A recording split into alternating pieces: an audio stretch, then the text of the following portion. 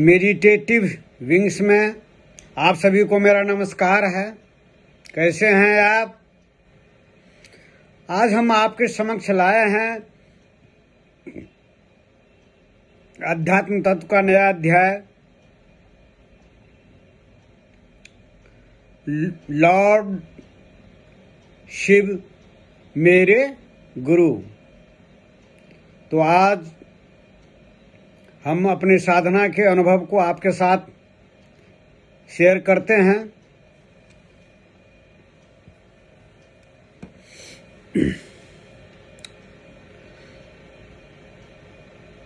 पिछले वीडियो में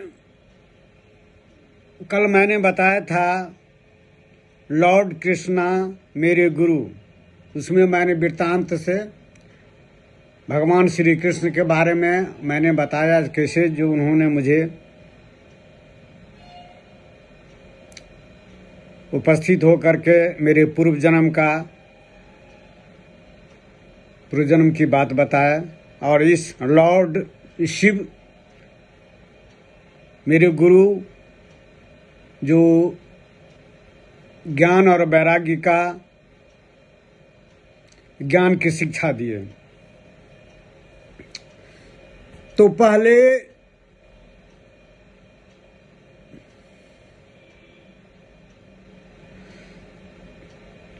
हमें अपने गुरु के बारे में बताने की इच्छा नहीं थी किन्हीं को, न आज तक मुझे आप लोगों को या किन्हीं को मैंने बताया। जो लोग इस पर विश्वास नहीं करेंगे और कहेंगे जो अपने ख्याति प्राप्ति करने के लिए जो है ऐसा बोल रहे हैं, मुझे तनिक भी इच्छा नहीं थी। अब बताइए, जो घटना जो है सन 1994 की है, अभी जो है सन 2024 चल रहा है। इस दरमियान मैंने किन्हीं को नहीं बताया आज मेरे गुरु है। गुरु कौन है मेरी इच्छा नहीं थी बताने की। और बाद में इच्छा हुई जो एक किताब लिखूंगा ताकि भविष्य में लोग जाने मेरे बारे में। तो हुआ जो मैं बाद में लिखूंगा, ज्ञान प्राप्ति के बाद, निर्विकल्प समाधि के बाद। लेकिन देखिए, ज्ञान प्राप्ति, आत्मज्ञान, ब्रह्म ज्ञान, आत्म उपलब्धि और निर्विकल्प समाधि के बाद तो कोई इच्छा रही ही नहीं अपनी ख्याति के बारे में लोग मुझे जाने, न प्रचार प्रसार का तनिक भी इच्छा नहीं रही। मैं तो निश्चिंत हो गया था। जो मेरी साधना का जो शिक्षा पद्धति है जो ऐसे ही लुप्त हो जाएगी। कभी सोचता था अस्तित्व ने जो मुझे ज्ञान दिया, शिक्षा दी, वो तो मुझ पर ऋण रहेगा, सदा के लिए ऋण रह जाएगा। और उस ऋण को चुकता किए हुए भी मैं यहाँ से प्रस्थान कर जाऊंगा। कभी कभी मैं सोचता था जो भगवान बुद्ध भी ज्ञान प्राप्ति के बाद इस संसार को, इस समाज को मानव कल्याण के लिए उन्होंने उपदेश दिया। श्यामाचरण लाहिड़ी महाशय भी दिए, रामकृष्ण परमहंस भी दिए, और आदि गुरु शंकराचार्य ने भी बताया। अपने साधना से प्राप्त अनुभव को उन्होंने संसार को ज्ञान दिए, उपदेश दिए। समाज उससे लाभान्वित हुआ। क्योंकि यह संसार जो है भौतिकवादी है, अर्थवादी है। लोगों का समय जो है इस ओर नहीं रहता है, अंतर्मुखी वो नहीं रहता है, सदा वो बहिर्मुखी रहता है। सदा मन प्राण सब, जब मन रहा तो क्रियाकलाप, शरीर भी जो है बहिर्मुखी हो जाता है। लेकिन ईश्वर की प्रेरणा समझिए, जो उनकी इच्छा समझिए, जो मेडिटेटिव विंग्स चैनल जो है शुरू हुआ। जो मेरे लड़के आदित्य कुमार ने इसको शुरू किया। चूंकि मुझे जो निर्विकल्प समाधि प्राप्त हुई, अज्ञान की जो प्राप्ति हुई, संबोधि प्राप्त हुआ, तो मुझे हर एक कारण के पीछे, हर एक कार्य के पीछे कारण का पता चल जाता है, जो किस कारण से ऐसा हो रहा है। तो ये मेडिटेटिव चैनल जो शुरू हुआ, तो वह मैं परमात्मा, परम ब्रह्म परमेश्वर, लॉर्ड शिवा, महाकाल महादेव, श्री गणेश, पवन पुत्र हनुमान, जो मेरे गुरु रहे हैं साक्षात, मैं बाद में बताऊंगा, सीरियलों में, वीडियो में बताऊंगा। उन्हीं के ये कृपा से यह मेडिटेटिव चैनल जो है शुरू हुआ है। और इस माध्यम से, इस प्लेटफॉर्म से मैं अपनी साधना का अनुभव को, आप देखे होंगे मेरे वीडियो जो शुरू से देख रहे हैं, जो है वह सभी संत महात्माओं से भिन्न है आपका। यह मेरे साधना के अनुभव पर आधारित है आपका। मैं जो कुछ भी मैं वीडियो के माध्यम से आपके समक्ष मुखातिब हुआ, मैंने ज्ञान दिया, उपदेश दिया, उसको सटीक से ध्यानपूर्वक देखिएगा तो वह भिन्न है आपका। सटीक विश्लेषण कहीं नहीं मिलता है। आप उलझ जाइएगा वेद पढ़ करके, उपनिषद पढ़ करके, और गीता को तो आप समझ नहीं पाइएगा।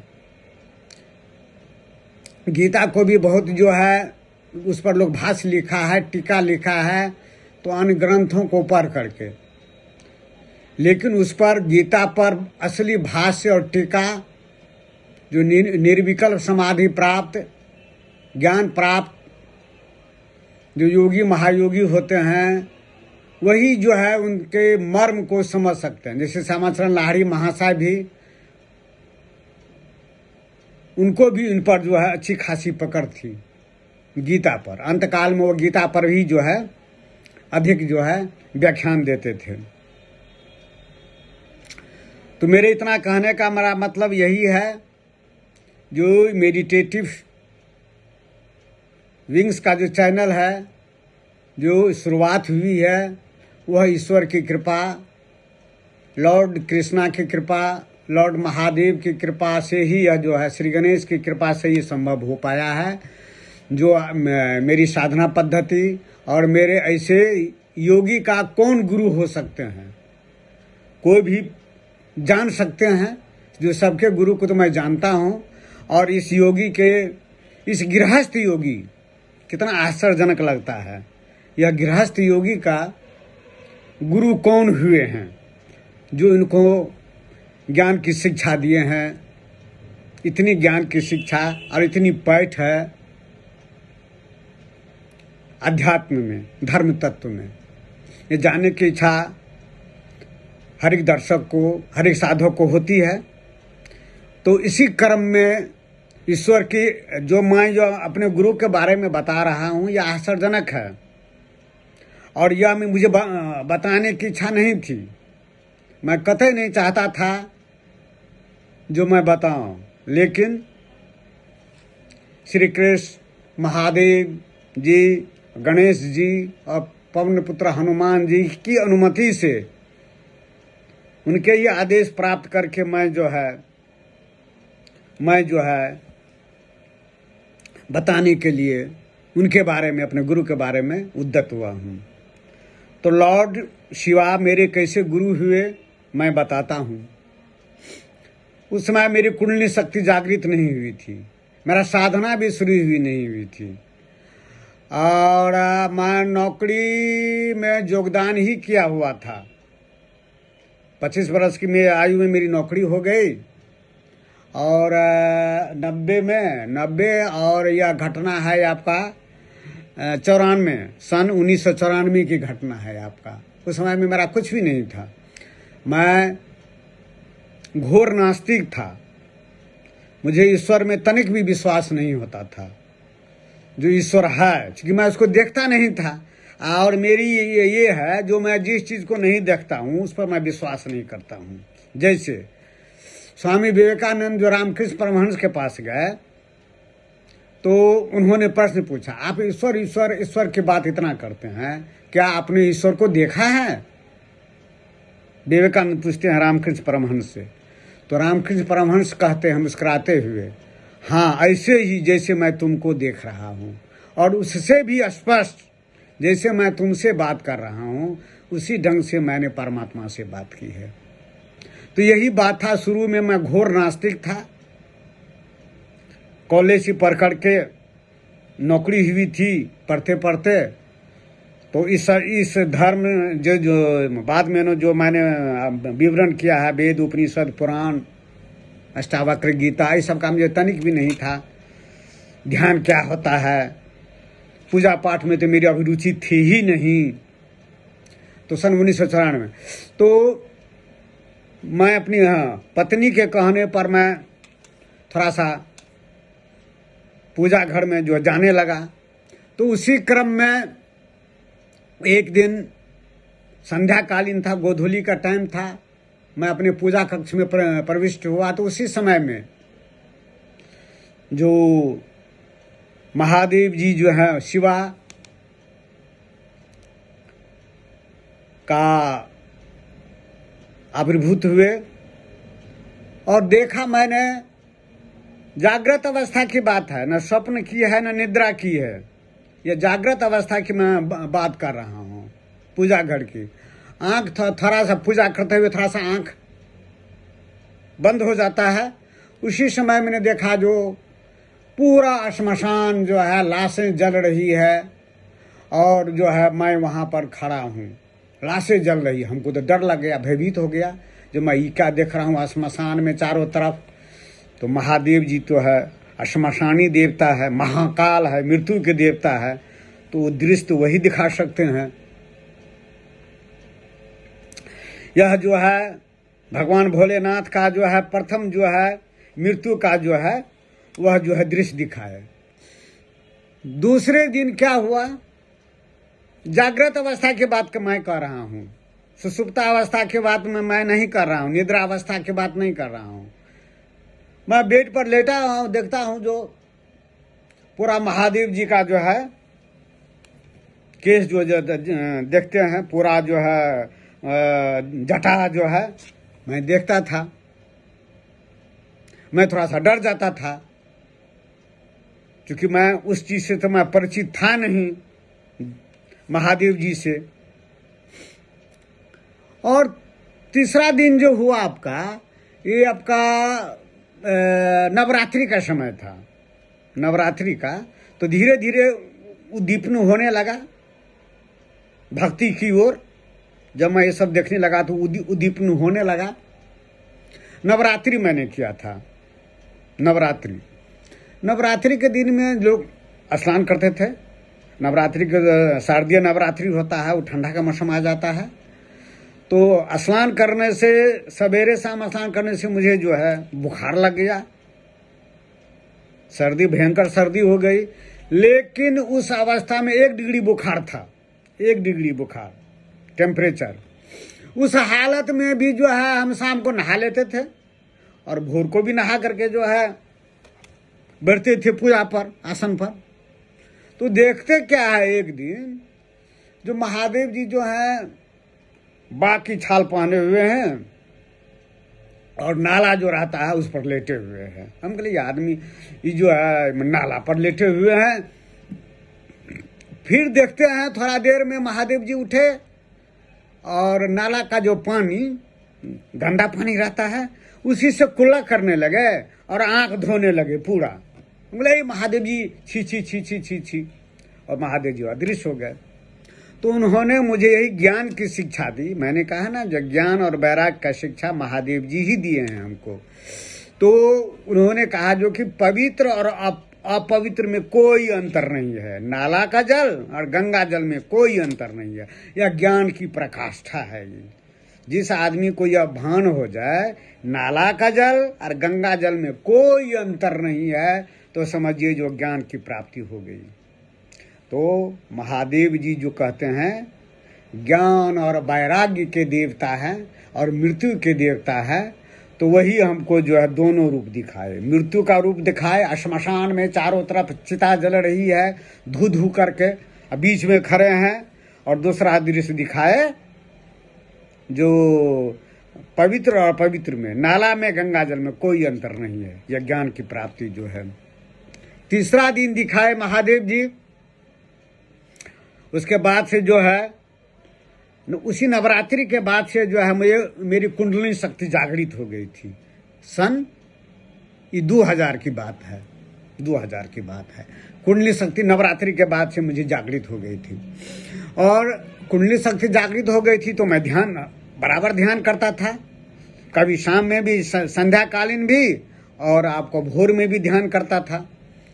तो एक दिन मैंने देखा, जो भोर में उठ गए हम, भोर में करीब करीब 5 बज रहा होगा, अब बैठे अपना बैठ कर, जो ही देखता है आंख खुली हुई, निद्रा की अवस्था में नहीं, आंख खुली हुई, भर घर जो है सांप है, ऐसे सांप है, सर्प चारों घर में भरा हुआ है। मैं तो अचंभित हो गया, अरे ये सर्प इतना कहां से आ गया। मैं परावाणी में बोल रहा था, मेरी वीडियो को आप देखिएगा, मैंने बैखरी वाणी, मध्यमा वाणी, पश्यंती और परावाणी देवताओं से जो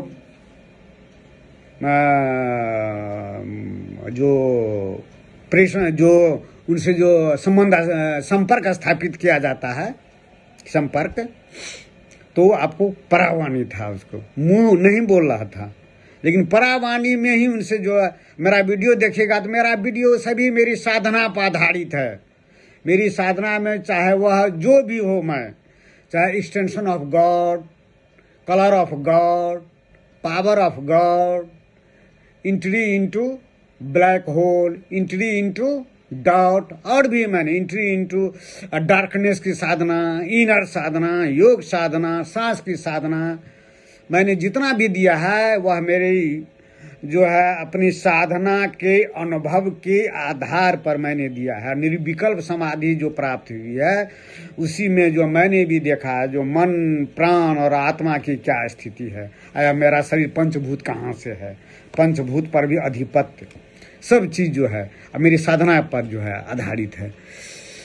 तो ही देखा, तो उस समय में होता क्या है योगी का, साधक का, ये दोनों आंख देख रहे हैं ना, आंख, दोनों आंख जो यहाँ पर त्रिनेत्र पर जो है वह जम जाता है। अभी आंख जनरल जो आंख बहिर्मुखी रहता है, लेकिन साधना के टाइम में योगी महायोगी का जो है त्रिनेत्र में से जो ज्योति निकलती है, जो यह ब्रह्म ज्योति ही है। जो लाश कौन देखता है, लाश सब देखता है, नहीं देखता है, तो इसी आंख से ब्रह्म ज्योति से ही सब चीज देखते हैं, यही ब्रह्म ज्योति ही है, और यही त्रिनेत्र पर स्थिर हो जाता। वही त्रिनेत्र पर स्थिर हो गया, भरगर में सांप देख रहा था, आंख खुला हुआ था लेकिन देख रहा था, मैं बोल भी रहा था, जो इतना जो है सर्प कैसे आ गया घर में, मैं परावाणी में बोल रहा था, आंख खुली हुई थी।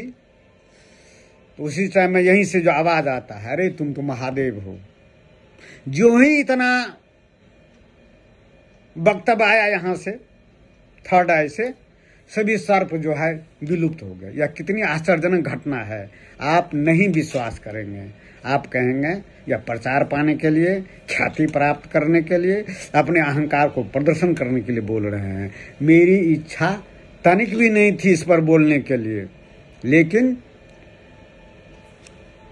अपने परम ब्रह्म परमात्मा ईश्वर के ही अनुमति से, आदेश से ही मैं बोल रहा हूँ। अब वार्ता होती है, मैं बाद वाला वीडियो में मैं बताऊंगा, जैसे रामकृष्ण परमहंस जो वार्ता करते थे माँ काली से, इसी ढंग से वार्ता भी होती है।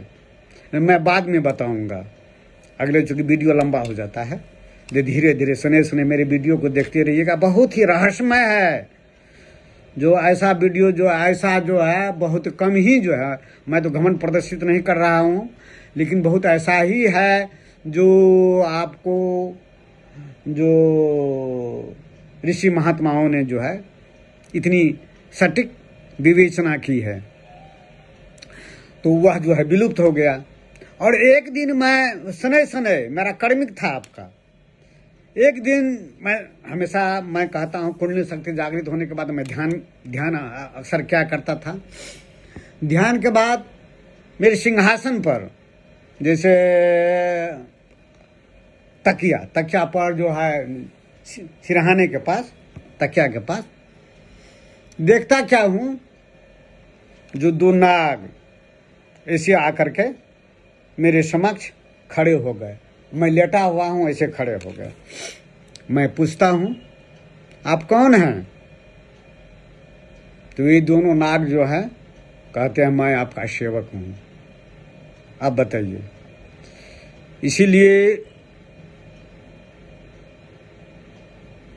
इसीलिए मैं अपने गुरु के बारे में बताया, आज मेरे गुरु कौन कौन हुए हैं, तब आपको विश्वास हो सकता है। ऐसा भी हो सकता है जो अन्य किसी ऋषि संत महात्माओं ने ऐसा विवरण बहुत कम ही प्रस्तुत किया है। यह समग्र संसार को जानने के लिए यह युग जो है अर्थवादी है, भौतिकवादी है, और ईश्वर की प्रेरणा से ही, ईश्वर की इच्छा से ही मैं इस मेडिटेटिव विंग्स के चैनल पर मैं यह बात रख रहा हूँ। यह परमात्मा की ही इच्छा है जो लोग विस्मृत नहीं हो। यह अर्थवादी जरूर है लेकिन परमात्मा है। बिना परमात्मा के संसार नहीं चल सकता है। आजकल लोग बहुत जो है देखते होंगे टीवी चैनल पर, कहते राम का अस्तित्व नहीं है, परमात्मा का अस्तित्व नहीं है। वे क्या जाने ब्रह्मांड का, जो अपने बारे में नहीं जानते हैं तो परमात्मा सृष्टि के बारे में क्या जानेंगे। परमात्मा की ही इच्छा से मैं अपने गुरु के बारे में, अपनी योग साधना के बारे में मैं आपको बता रहा हूँ। तो यही है मेरे गुरु लॉर्ड शिवा महाकाल। और इस साधना काल में जो सने जो साधना हुआ निर्विकल्प समाधि, उसमें मेरे गुरु लॉर्ड शिवा महाकाल महादेव जी, शंकर जी की असीम कृपा है। बिना उनकी असीम कृपा से मैं निर्विकल्प समाधि को मैं नहीं प्राप्त कर सकता था। उन्हीं की परम कृपा से, दया से, आशीर्वाद से पग पग पर उन्होंने मेरा जो मार्गदर्शन किया, पग पग पर वो ध्यान की अवस्था में मार्गदर्शन मिलता था। जिस टाइम में आप ध्यान की अवस्था में रहते हैं उस टाइम में कोई नहीं रहता है, आप अकेला रहता है। हमेशा खतरे की घंटी रहती है, खतरे की घंटी रहती है। उस पर जो है आपका जो गुरु होते हैं, जो इष्ट होते हैं, वही रक्षक होते हैं, वही मार्गदर्शन करते हैं। आप भटकते भी है, आपकी साधना थोड़ा सा डाइवर्ट भी होती है, दिशा विहीन भी होती है, तो वही जो है इष्ट परमात्मा गुरु आपका जो है उस अवस्था में मार्गदर्शन देते हैं और आपका संबल प्रदान करते हैं और निर्भीक। इसीलिए मैं साधना काल में भयंकर से भयंकर स्थिति आई, जो मैंने बताया अपने विराट रूप में, मैं अपने विराट रूप में बताया, जो भयंकर भयंकर स्थिति आई, लेकिन मैं डरा नहीं। मैं जानता था कि मेरी मृत्यु नहीं होगी, मेरी मृत्यु नहीं होगी, क्योंकि मेरे गुरु महाकाल है, महाशिव है। मेरे गुरु लॉर्ड कृष्णा है, मेरे गुरु श्री कृष्ण भगवान है, मेरे गुरु पवन पुत्र हनुमान है। इसीलिए मैंने कभी साधना काल में मृत्यु से मैं नहीं डरा। जब मृत्यु से मैंने साक्षात करते रहा, आंख में आंख मिला करके मैंने जो है उसको उस दृश्य को देखा, उन्हीं की कृपा से, गुरु के ही कृपा से। मैं गुरु को भी मैं नमन करता हूँ, अभिनंदन करता हूँ, जो उन्हीं की कृपा से मुझे जो है ज्ञान की प्राप्ति है। तो आज इतना ही, फिर हम दूसरे दिन नया अध्याय लेकर के आएंगे। तब तक नमस्कार, धन्यवाद।